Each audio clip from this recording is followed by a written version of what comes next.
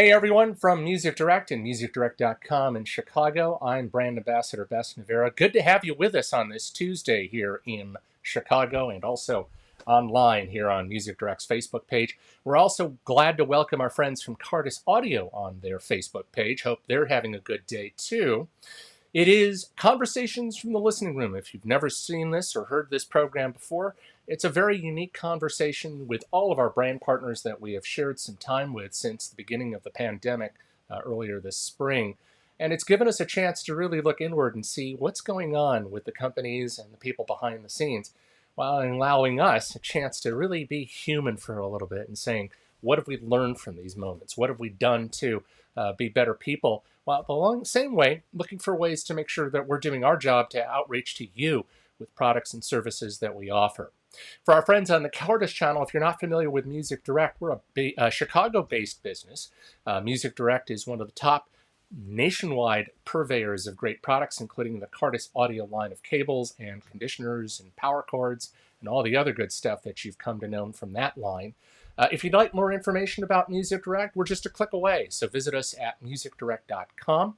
Or if you see something on our website during this conversation and you feel the urge to place an order, we certainly welcome it. But if you have a question, you're certainly welcome to give our team a call here in the United States at 1-800-449-8333.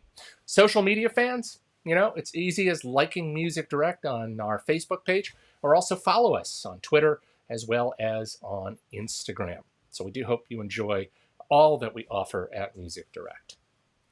What is there to say about our next guest and the company that I'm proud to have a chat with? Well, let's start with the obvious.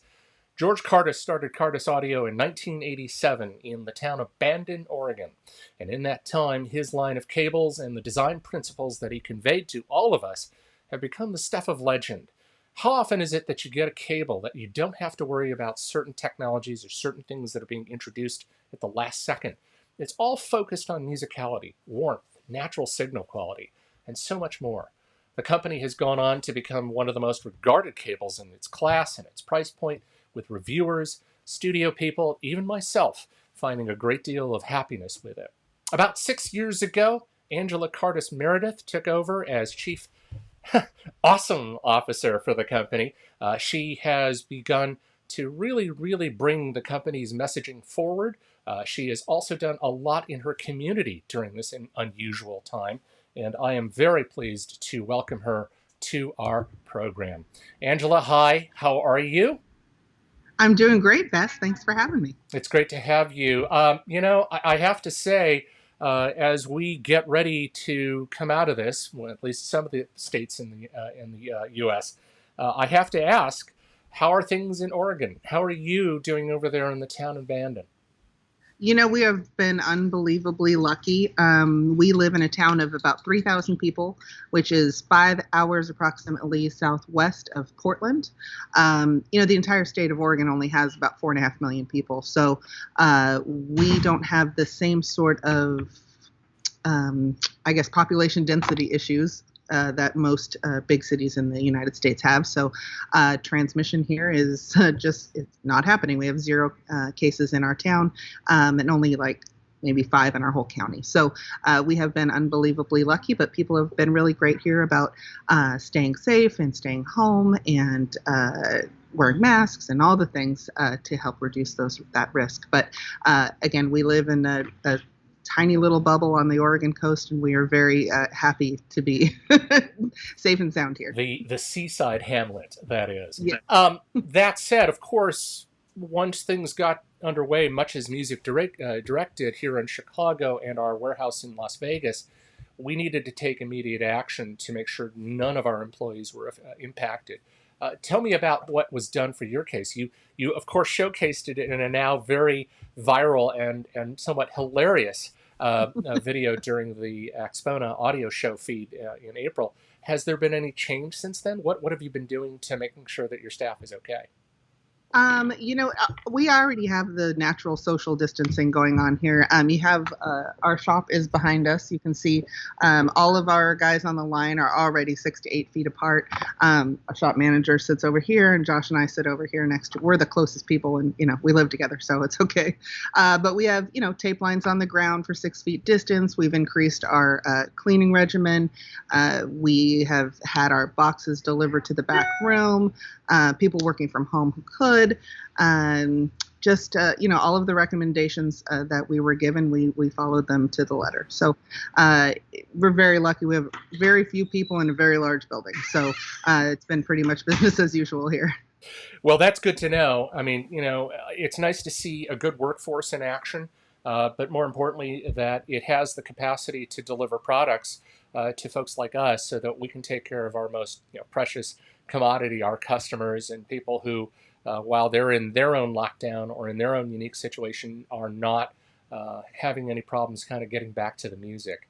Right. Let's begin our conversation with something that I always ask all of our guests, and this was echoed a little bit in our video that we did together a little while back when you came into town for some product training, and it was a great memory. But I want to dig deep a little bit more for you and ask you, when was, I mean, let's face it, George is around the house. He's doing his thing, and you're just this teenager, and you're listening to your own kind of vibe and your own kind of stuff. But when did it become apparent to you that you were able to merge just listening to music to what George's ethos, his science of sound, was going on in his mind?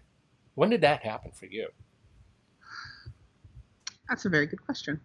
I was 9 when my dad started testing cables and really starting the business from scratch. So 9 years old, I was listening to Whitney Houston, Naughty by Nature.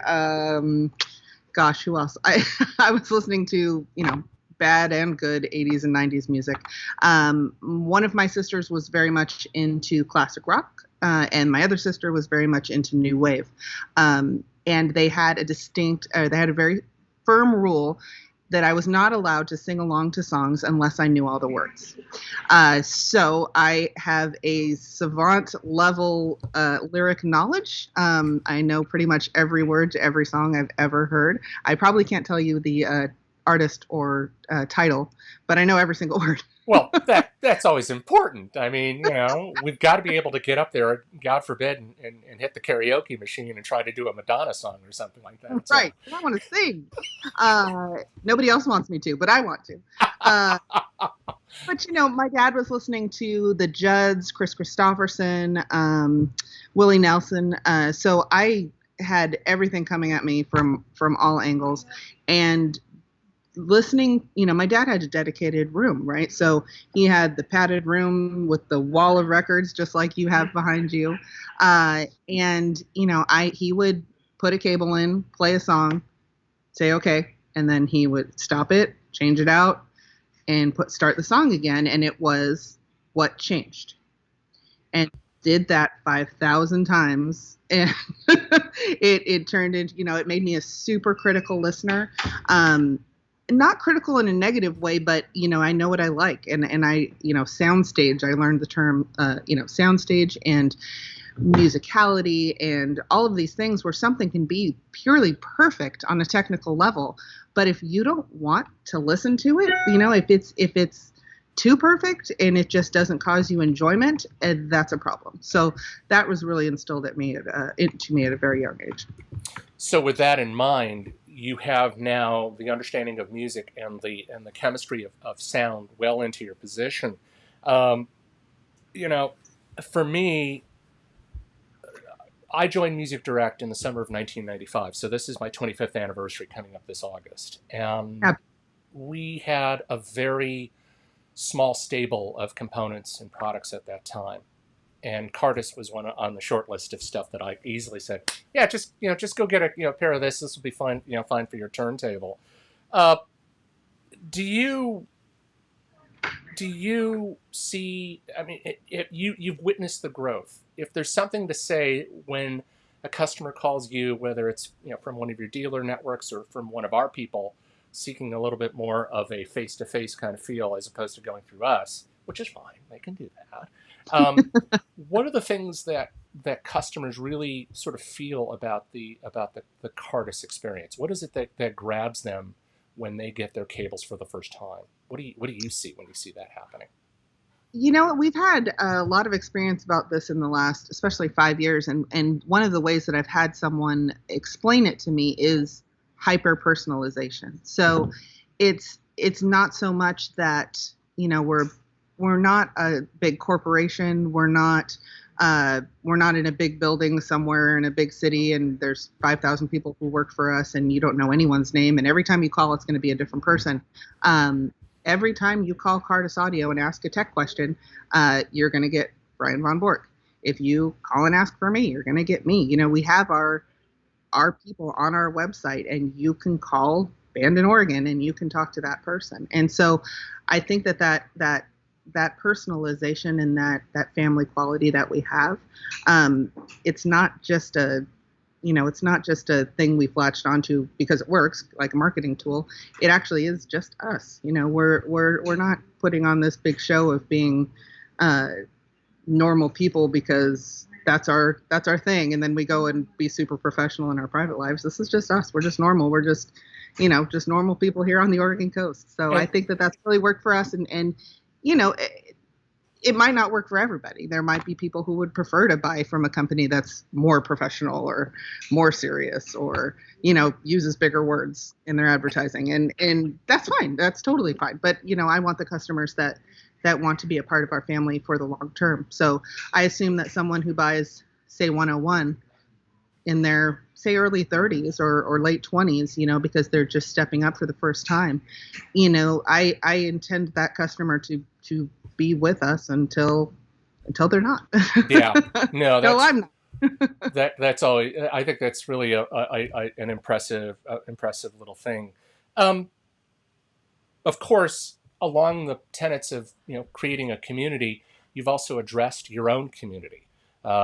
You, during this very unusual time for all involved, took a great leap forward, and there's only a handful of companies that have chosen to say, you know what, my business is going to be fine, but my people around me need my help. And I'm curious what put you into action to do what you're doing. I've seen posts about face masks. I've seen the recent scarf offer that you've got. Of course, Yep. The virally perfect stay home and play music T-shirt sold out. Right.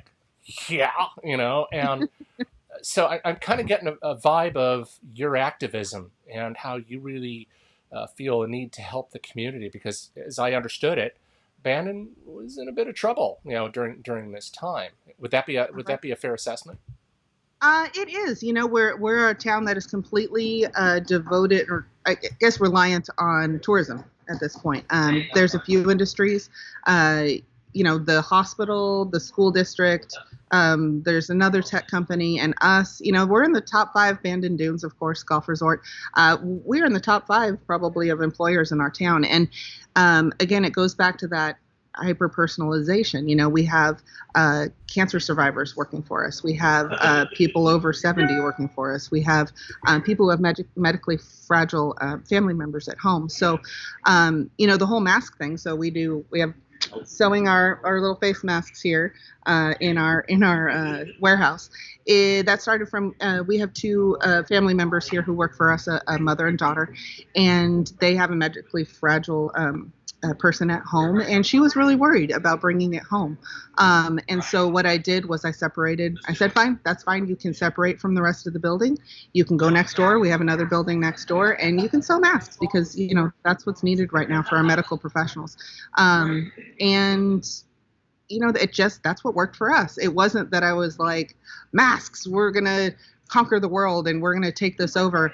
It's, I had 2 people who needed to take a break, and I wanted to make sure that they were still taken care of. So that's how the mask thing got started. It's kind of taken on a world of its own. We're over, I think, 1,000 made at this point. I just went to Joanne's last night, and she was like, "Oh, are you making some masks?" And I was like, "Yeah, I bought some Kiss fabric. I bought AC/DC fabric. Nice.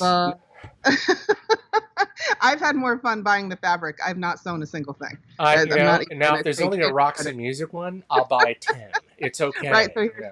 So here's Oh, the Kiss fabric nice. that I will be love masked it. That's before too long. gorgeous.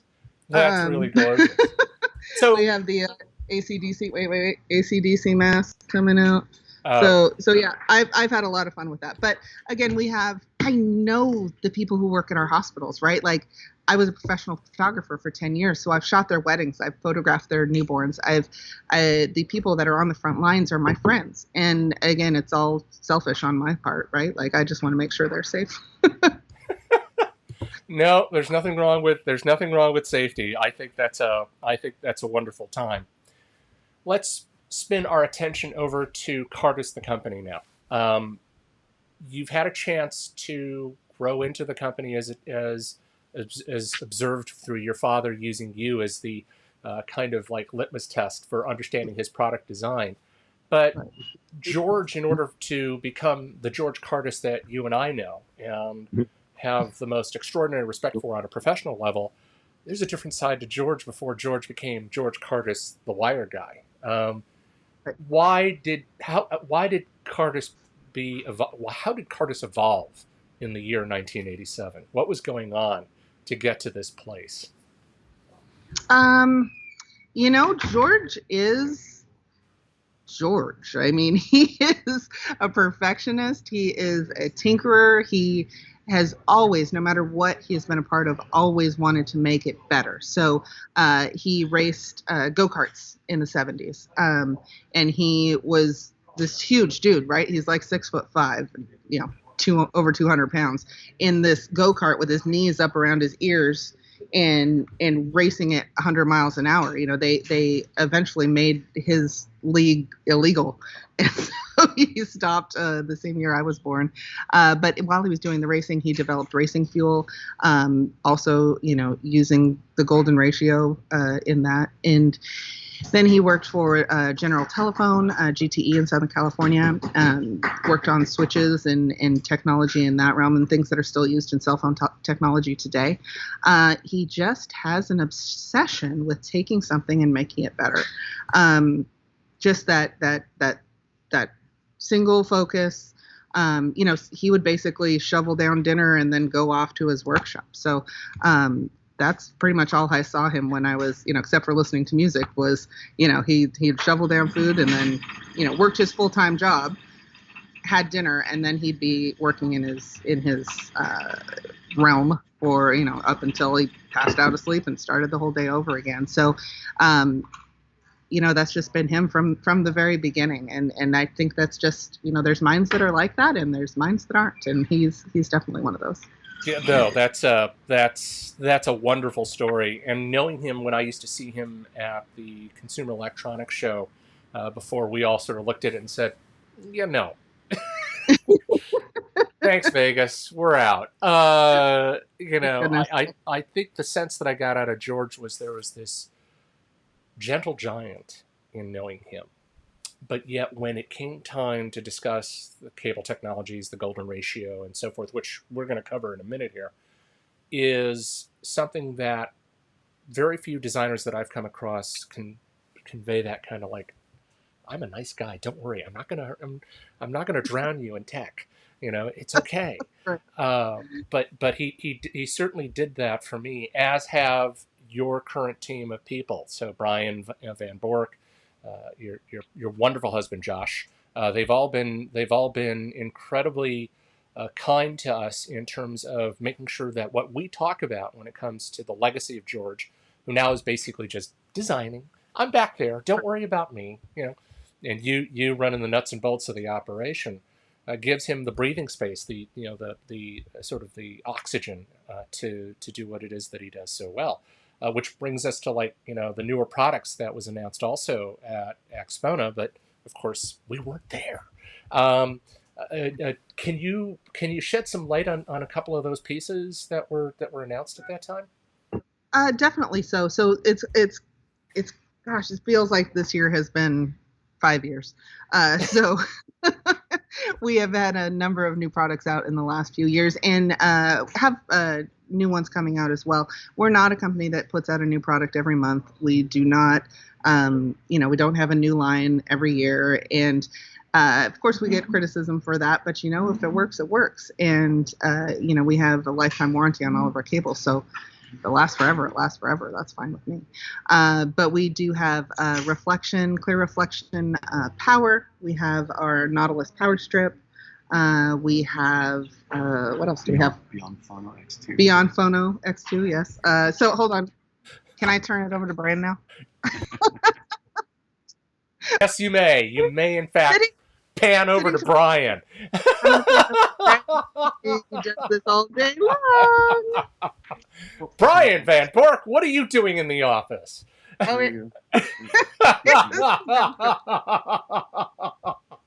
Well, first things first, nice to see you masks on. Obviously, this is where we're going to get a little deep dive here. So as I said to Angela earlier, I'm curious about what the new products are all about and how, pre-COVID, these are supposed to sort of bring out a new generation of thought from the mind of George and everybody over there at Cardas. What's it all about, Alfie? So, George, from the very beginning, everything's golden ratio and all of the other technologies that we developed along the way remain.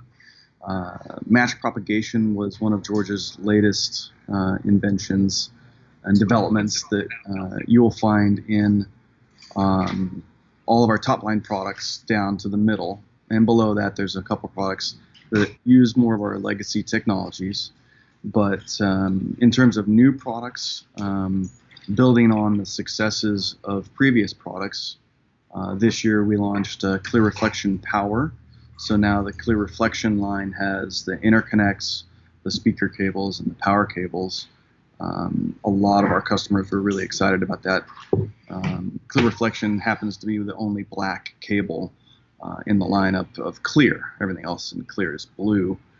The Nautilus Power Strip has been remarkably successful. It's a power strip. There's no active filtration. And a lot of people, when we were developing that, they were warning us, "Oh, don't make it so expensive." But unfortunately, it's $1,500 is not an inexpensive piece for a power strip that doesn't have active filtration. But it has been wildly successful, and we're very proud of it. It's a tremendous piece. Some products don't make it out into the wild after a lot of development, but we have a secret menu, you might say. Sometimes our products don't make it on the price list or the website, but people order them. Mm-hmm. So one of those products that made it into the wild was Clear Beyond Phono X2, which was specially developed at the request of a close friend of the company, and that leaked out to his friends, and next thing you know, people are like, "Hey, I want that. I want that." So that's another product that's in the line now. You've got to love it when that happens, because the amount of viral reaction can sometimes be so infectious that you have no choice but to throw that product into your mix. I can't count the number of times when a certain other manufacturer does the same thing, and the dealer is the last person to know about it. And I'm like, would it be asking too much to put it in the frickin' price sheet, please? Or at least have the decency to send us a notice going, because of popular demand, we're going to do this. So it's really great. Brian, since we have you on camera, I'm gonna extend this conversation to you, because it does go to the heart of what I explained to Angela earlier, in our conversation, and that is one of the tenets, or one of the things that I have always enjoyed about my career at Music Direct is I have the chance to be as me first, kind of like listening to the stuff. So whether it's a product sample that comes to our desk, or during training sessions and so forth, or establishing a guideline on what cables need to be in our listening room when we're trying to evaluate equipment for future consideration in our catalogs or on our website at musicdirect.com, one gets that kind of nice little feeling. And while other dealers may just sort of say, "Yeah, I'll check it out," but they only have a limited scope of equipment. We're given such bandwidth to pick DACs, power supplies, and all this other stuff and say, let me see what happens when I use this Cardas cable on it to see what's going on. And if there's a universal theme that I get out of it, and this is also echoed by our customers who are checking in with us either online or over the phone with my colleagues in our sales department, and that is Cardas Audio customers are always music first people. They don't seem as interested in the audiophile fireworks or the ultimate detail of something, even though we're all trying to strive for that natural, three-dimensionality and that scope of the realism in a recording, which will then cost them tons of dollars in trying to pick out speakers, amps, and so forth. We all get that, and that's understandable. But the lovers of the sound of natural instruments and voices in space is really what gravitates me and into loving your cables all the more. So your cables have always sounded great with tremendous resolution, but leaning towards the warmth and musicality side of the spectrum, I have to ask what you think of this. And if you can, because we want to talk about golden ratio, which Angela mentioned earlier, can you explain the Cardas philosophy of cable design? What's it all about, Alfie? It is all about music first, and of course, there's plenty of testing that goes on. But the absolute final test is: do we like it? Does it sound good? Is it pleasing? Is it musical? If it's not musical, then we don't move forward. That's the end of that product development.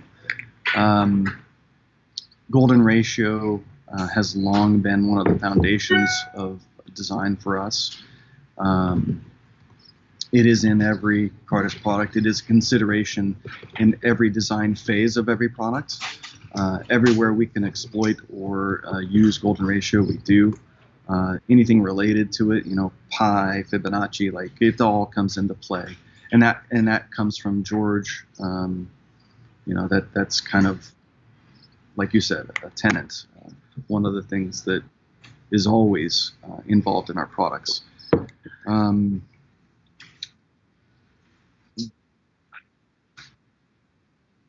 So let's think for a minute about value propositions. Earlier you were talking about making a line distribution strip at what you thought would have been a bit more of a heavy price for some people to load at $1,500, when in reality, again, just speaking from what we have as product mixes, that actually is a very good value point for somebody who's trying to change his or her scope of audio equipment. And one of the things that I wanted to ask about was, in terms of the stuff that we're offering through Cardas, whether it be the tweaks like RCA and XLR caps that we're doing, or cables that we produce, everything is all 100% Cardas. Okay, so there's nothing really farmed out. Was that something that is an expectation, or a rule number one demand, that we look at our own metals, that we look at that when we do source it, we source it with the intent to meet more than just our specification? Is that something you can talk about?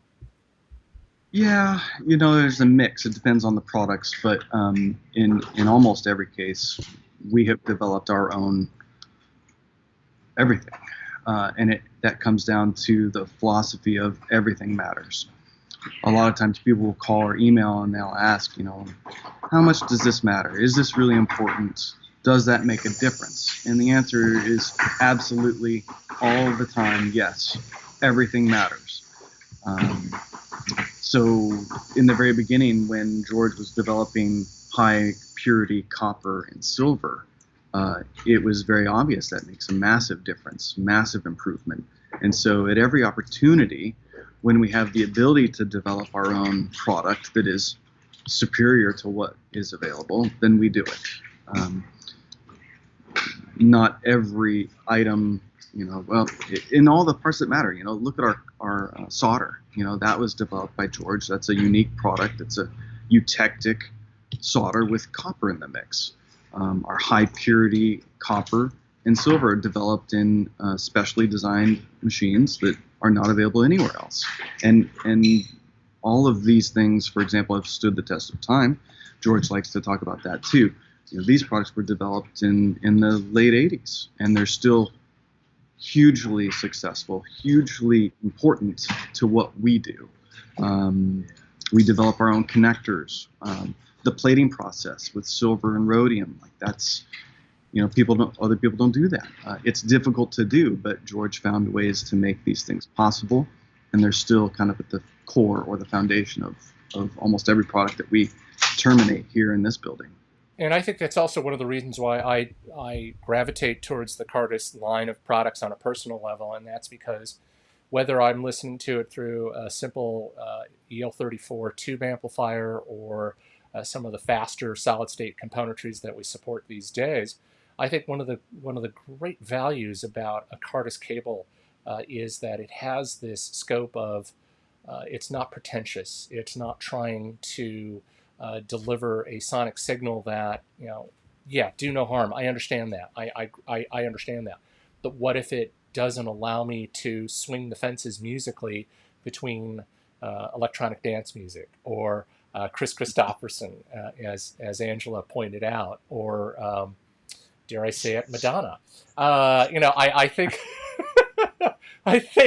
I think one of the things that that has me always wanting a Cardas cable is just how well what kind of a cable you get for the money. And you're right, you guys are not on the cutting edge to produce.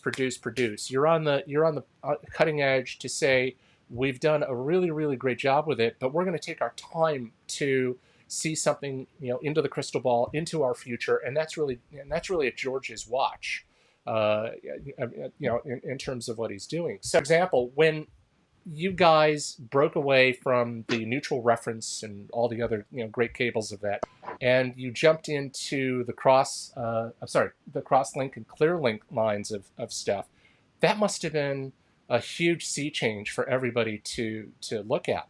When you look back on that change, were you guys scared? Were you concerned? What was going on in your mind when it went to market? So it is always scary when we change lines because it happens so rarely.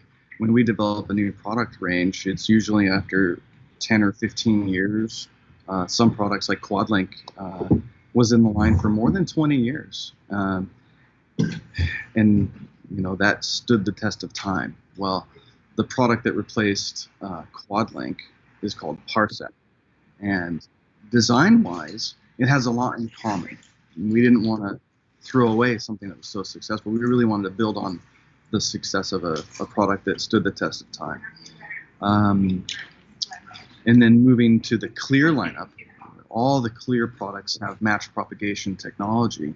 It was an evolution from golden reference and neutral reference. And these developments happened for the strangest reasons, understanding where the match propagation technology came from. A lot of people probably assume that, we were developing a better audio conductor. Well, actually, George was partnered with some scientists that needed higher precision conductors for their testing equipment. And together they worked on this technology, and now we get to use it for audio. And it was just such a huge evolution from golden reference and neutral reference that it was we had to develop new products, and that's kind of how I see new products coming as evolutions of existing products. If you can go way back to QuadLink and HexLink, and that led to Golden Cross and Cross. And then we still have some products from those old days, like CrossLink is an entry-level product that has stood the test of time as well. But all of those things are kind of evolutions towards our current products. Cool. I don't know if I can bring Angela into this conversation, or you could both answer this, and that has to do with one of my favorite sort of new category of product, which would be the headphone cable. And I say new, somewhat carefully because, well, Music Direct has been selling a ton of headphones over the years, but nobody, at least to my knowledge, before this, Can Jam revolution and so forth walked into our door, our space, could ever think about people suddenly saying, these headphone cables suck. I don't know what's going on with them. They're breaking, or I need something a little bit better. Well, Beth, So I would like to say that I was definitely the first person that I know in 1998 who said these cables suck. And I'd like to be very proud about that. It was 1998. I was a DJ on the radio in Albany, Oregon, or Lebanon, Oregon. Where were we at that time? Middle of nowhere. You were on radio. You were on radio. And right, I was in radio, and my dad was always a firm believer in you invest in your craft. So my parents were not thrilled that I graduated from Oregon State University with a degree and went and was a radio disc jockey. So that was not their proudest moment of me, working for $8 an hour overnight at a radio station. But my dad was really big on if you're serious about this, you need to invest in your craft. And he purchased for me for Christmas, I think that year, a set of Sennheiser HD 600s. I want to say, yeah. And I used them all day, every day. 6 to 8 hours a day, taking them on and off. Obviously a lot more than most people use their headphones. But I would break the cables about every 6 weeks or so. And back in the day, I actually had to put a check in an envelope and put it in the mail and mail it to Sennheiser, and they would send me a new cable. And I was poor. That was crappy. That was awful. I hated to spend that. And you're buying it at retail. You're buying it at retail from their website, and you have to go through all of the stuff to sort of look for the right connector so that it works with it, because it's all colored and these special proprietary 2 pins. So I can imagine that was right. When you're making $8 an hour, $30 is a big deal. Yeah. Yeah. So I finally, being cheap, I just went to my dad and I was like, isn't this your thing? Don't you do this? Can't you make me a pair? Just make me a new cable. And that's all I wanted. I just wanted a free cable. And it ended up being a really successful product. Dad! So I will Dad, I've got my cables are screwed up. Help! Oh I will take full credit for being the entitled brat who wanted a nice cable. But really, honestly, for us, it's turned into, it's a huge undertaking. I mean, it seriously is. If I could ask for one wish in this entire world, it would be consistent connections on the source, on the headphone ends, even within companies. That's a really, really hard task to make sure that, even the wiring, even the way they wire them can be different within a brand's offerings. So I would say that headphone cables are probably our most complicated product. They're all 100% made to order because there is no having stock. Right. Headphone cable. Right. So when those headphones are, and all that, it's been great.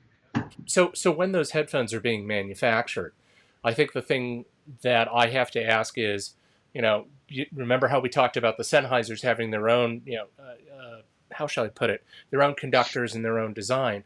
But when you infuse a Cardas headphone cable, you basically get a whole new pair of speakers. You get a whole new listening experience. And I think, to me, that's the revolution that you and I can talk about in terms of personal audio as we now know it. You also ushered in the era of the in-ear headphone for yourselves with a number of different models, of which mine are off camera.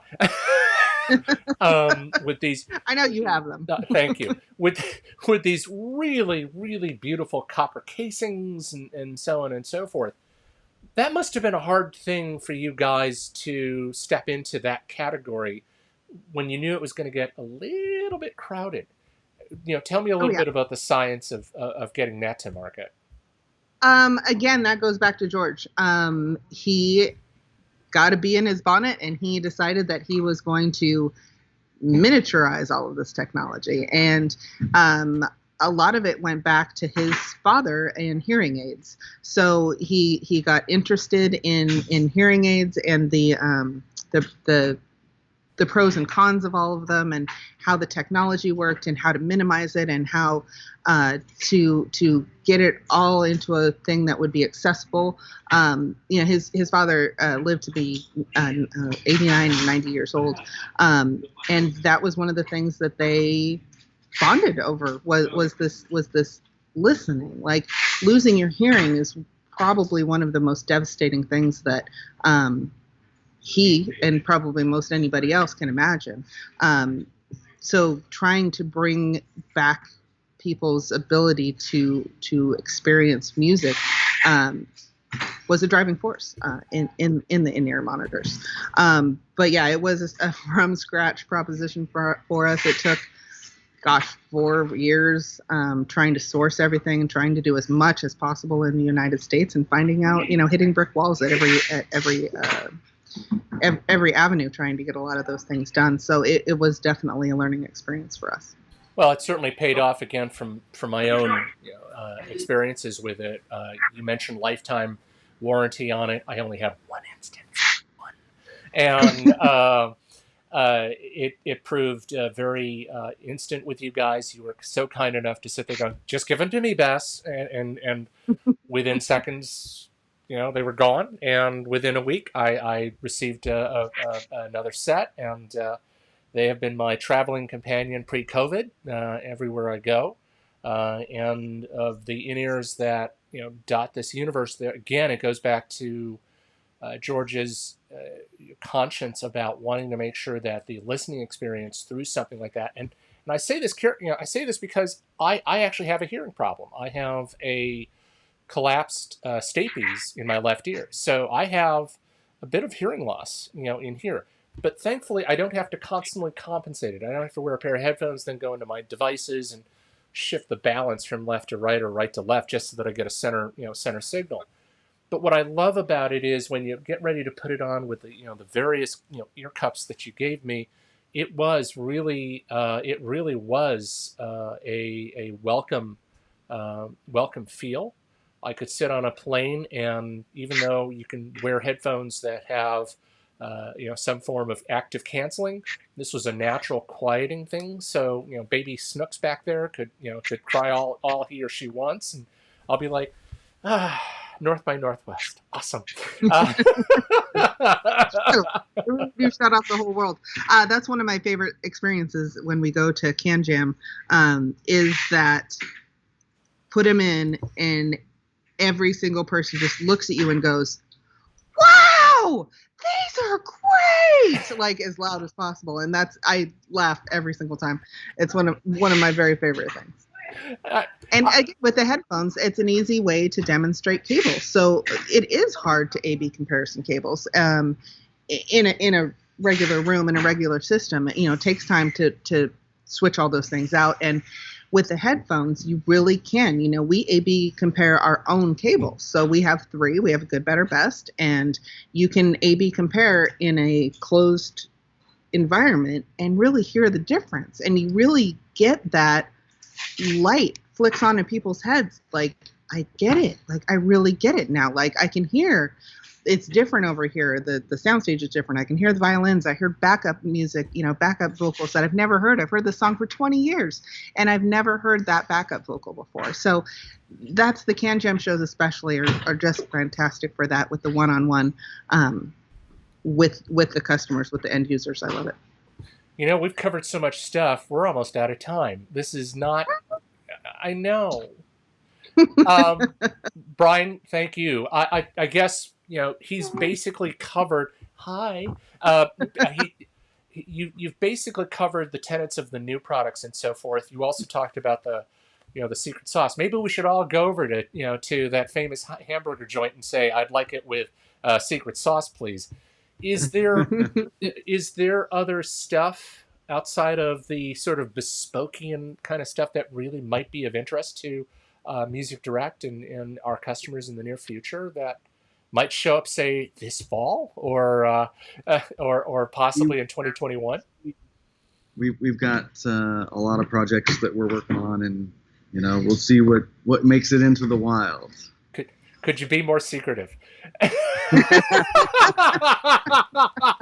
I will tell you, it is a lesson learned. Like every part of the process can go wrong. Everything that can go wrong does go wrong, and we have made some mistakes in the past of announcing things too far in advance, and people get excited, and I'm like, oh, still not done yet. Oh, not done yet. And we're really seeing some slowdowns because of the shutdown. That we are going to be having some order problems, and we are going to be having some slowdowns in our development. And while we've been able to stay open, it's fabulous. But there's going to be some concessions made that are going to be a reflection of the last 3 months.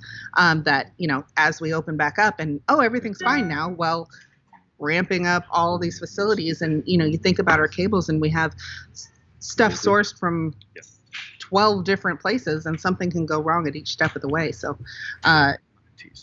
Okay. Okay, Brian is going to tease the 3 things. He's changing his mind. Well, Go. Authorized to talk about 3 projects that we're working on. That doesn't mean they'll make it into the wild, but we are developing a new flagship headphone cable, and some, if it makes it into the wild, it might be called Clear Beyond Headphone. We're very excited about that. We are also working on a new, very cutting-edge digital cable, which could also end up at the top of the Clear line in the digital range. And a fun project for a new speaker cable that would be kind of geared towards people who have vintage electronics. I know a couple of my audiophile friends really love their vintage systems, and they're not meant to be quite as cutting edge as a reference system, but it's really fun to collect and use your vintage gear. And we are developing a speaker cable that would kind of go along with some vintage themed systems. Well, that's those cool. are the 3 things that could make it into the wild. So people who still might have barrier strips and all that other stuff, if they're really insane, like, oh, I just need that really small spade, that kind of thing might be on the footprint. That's interesting. That's very interesting. I appreciate the sneak. That's wonderful. Angela, we also have Brian's shirt. Yes, Steve. so we do need to mention that. So let's talk about that earlier. As everyone heard earlier, your community activism is always, oh, look at you. Well, let's just leave all the bling up.